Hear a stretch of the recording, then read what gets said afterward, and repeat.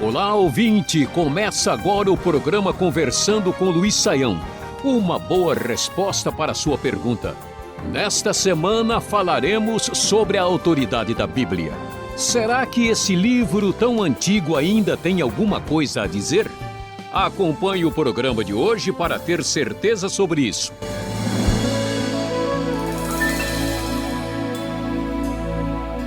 Olá, ouvinte, eu sou André Castilho e do meu lado está o professor Luiz Saião, que começa respondendo a seguinte pergunta.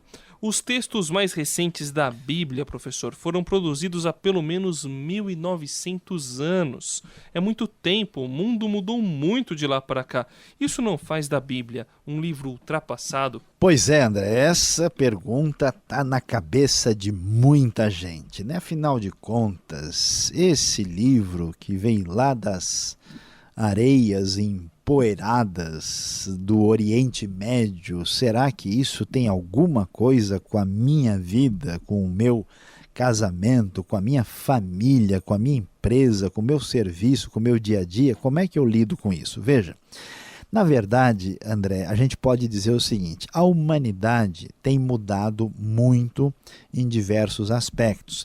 Tem mudado na sua diversidade cultural, ela tem mudado no seu desempenho tecnológico, ela tem mudado em termos de organização social, mas no fundo, aí é que está a questão, no fundo os verdadeiros problemas humanos continuam os mesmos. Então o ser humano muda, mas na essência não muda absolutamente nada. Os problemas humanos, como orgulho, egoísmo, mentira, maldade, pecado e as dificuldades decorrentes são as mesmas. Por isso é que acontece esse milagre extraordinário da Bíblia ser um livro que não fica desatualizado. Como é que a gente pode afirmar isso? É simples. Você vê a Bíblia sendo lida na época em que ela foi escrita, você lê aí sobre como é que a Bíblia teve um impacto na Idade Média, como é que a Bíblia teve impacto na Era Moderna, como é que ela tem nos dias de hoje, como é que a Bíblia é lida na Mongólia, na Groenlândia, dentro de uma tribo indígena, por um cientista da NASA, por um professor que é PhD em ciência, com um professor de filosofia. Como é que esse livro consegue mexer com o coração de todo mundo e tem impacto na vida das pessoas? Então, apesar da questão cultural, da questão das mudanças, a essência não muda. Por isso, a Bíblia, como palavra divina que toca nos pontos mais importantes do relacionamento do homem com Deus, com ele mesmo e com o próximo, apesar da sua antiguidade, a Bíblia continua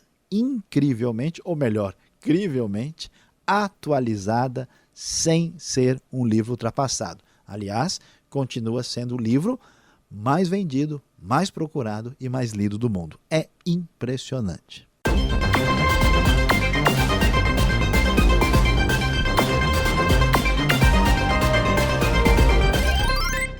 Muito boa a resposta do professor Saião. Agora o Reginaldo, de Minas Gerais, faz uma pergunta polêmica. Se aceitamos o Novo Testamento como nova revelação, por que não podemos dar crédito para alguém, um religioso, que afirmasse ter uma revelação nova em nossos dias? Pergunta muito boa lá do Reginaldo, e a pergunta é: a revelação continua ou ela parou? E se parou, parou por quê? Por que parou? Como é que a gente lida com isso? Então atenção, Reginaldo, a questão não é tão complicada assim. Veja, quando nós lemos o Antigo Testamento é um livro sem desfecho.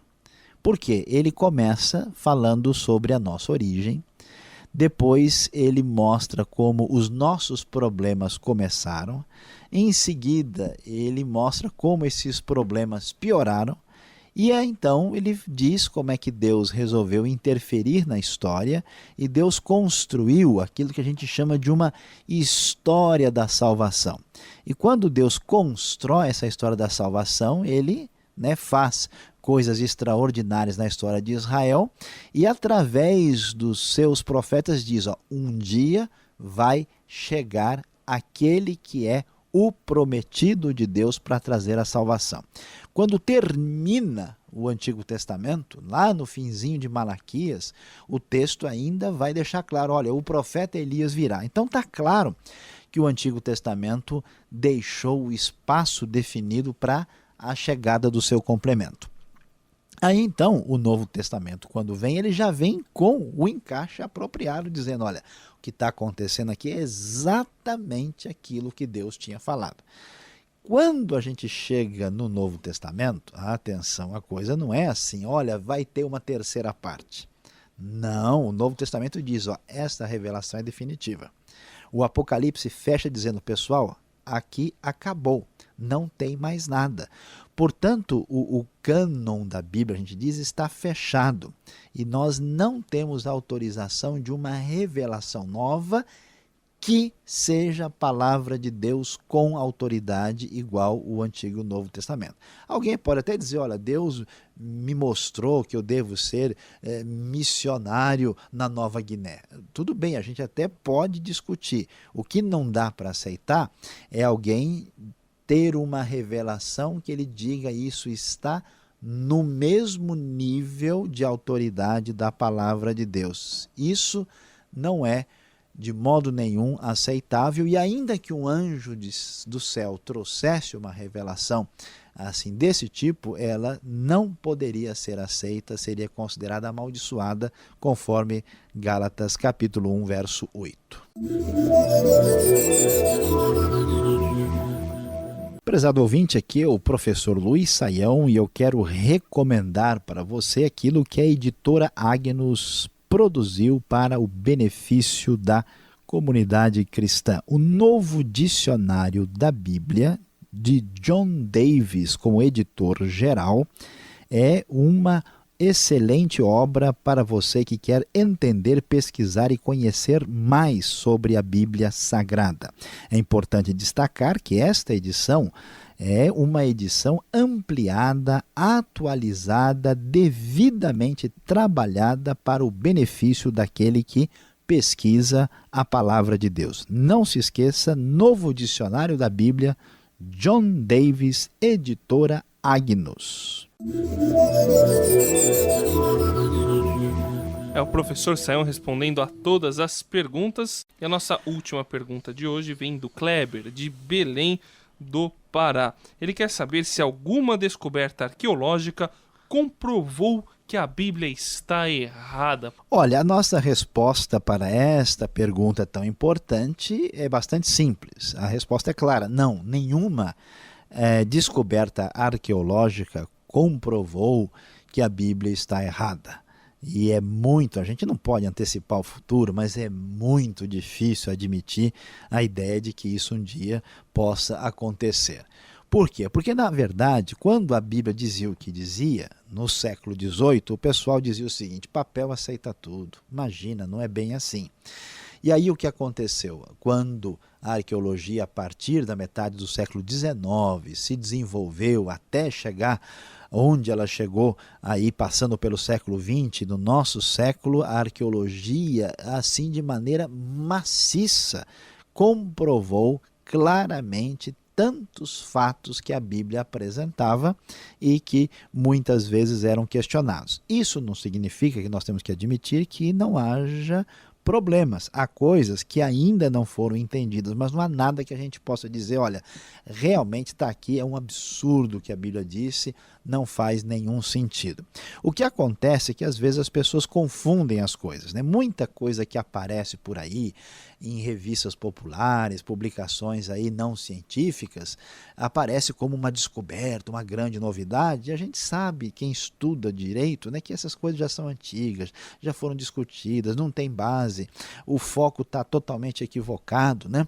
E é necessário dizer também que a arqueologia tem trazido luz sobre realidades que não envolvem assim a discussão sobre a veracidade da Bíblia, mas sobre a interpretação. Muita coisa no passado que era interpretado de um jeito, com a arqueologia foi interpretado de maneira mais adequada.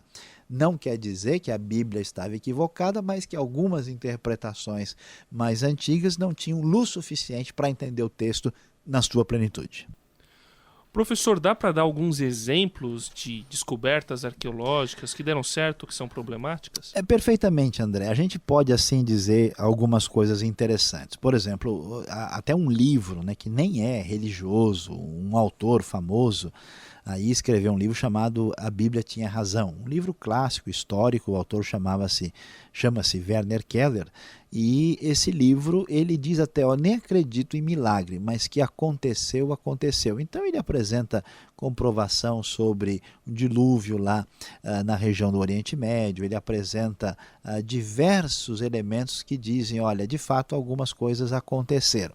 Mas a gente pode assim apresentar algumas coisas assim bem definidas. Por exemplo, quando Ezequias defendeu Jerusalém contra a invasão assíria de Senaqueribe no ano 701 a.C., todo mundo achava que aquilo era um exagero. Imagine que um reizinho de Judá vai vencer a maior potência do mundo. Até que descobriram não só os túneis, né, que foram cavados por Ezequias para desviar o curso das águas e proteger-se de Senaqueribe na ocasião, mas descobriram o famoso prisma de Senaqueribe que está no museu em Chicago, e lá nesse prisma o próprio Senaqueribe fala que não tinha conseguido conquistar Jerusalém. Isso antes era motivo de questionamento, até que a arqueologia comprovou.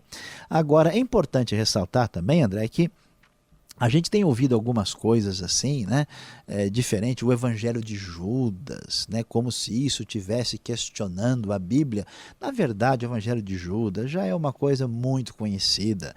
Vários livros que a gente chama não só de apócrifos, como livros pseudepigráficos, foram escritos por seitas e por grupos muito controvertidos, muito depois que o Novo Testamento já estava escrito. Isso é coisa que aconteceu geralmente depois do 2º e até 3º século. Então, por exemplo, os grupos gnósticos que pregavam uma ideia particularmente deles, eles é que foram responsáveis por essa confecção desse Evangelho de Judas, que muitas vezes em literatura popular, sem muito embasamento, apresenta como se fosse ali uma novidade que questiona o cristianismo e a Bíblia, e quem tem um pouquinho de formação assim no assunto sabe que isso não tem qualquer embasamento. Existem algumas perguntas sérias de gente que entende, por exemplo, uma dúvida que se discute até hoje, qual é de fato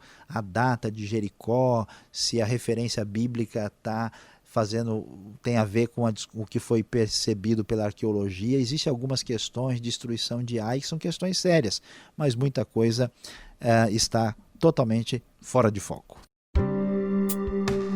Este foi o programa Conversando com Luiz Saião. Produção e apresentação André Castilho e Luiz Saião. Locução Beltrão. Realização Transmundial. Envie você também suas perguntas para conversando@transmundial.com.br ou escreva para a Caixa Postal 18.113, CEP 04626-970 São Paulo, capital. E até o próximo programa.